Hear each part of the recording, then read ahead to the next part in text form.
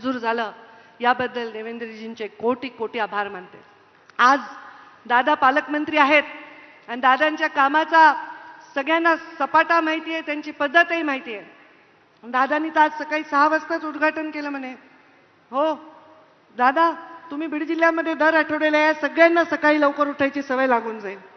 6 वाजताच हॉस्पिटलचं उद्घाटन केलं।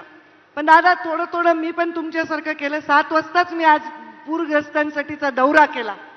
म्हणजे याच कामानी जर कोणी पुढे गेलं तर या जिल्ह्याच्या विकासाला आपण कुठेही गालबोट लागणार नाही। मी या जिल्ह्याच्या पालकमंत्री होते, ग्रामीण विकास मंत्री होते, तेव्हा या जिल्ह्यात दादा एकही पंचायत समिती नव्हती, जिल्हा परिषदला इमारत नव्हती।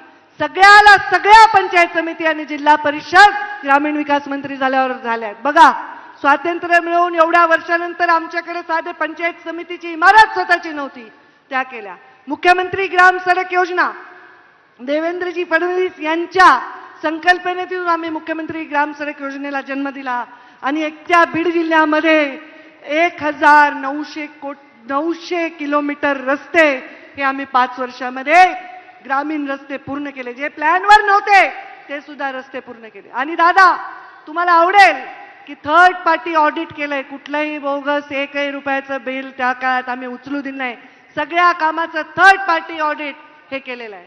त्यामुळे आमचा बीड जिल्हा हा डोंगर दऱ्यातला बीड जिल्हा आहे, डोंगर कपारीतला आहे, ऊसतोड कामगारांचा आहे, कष्टकऱ्यांचा आहे।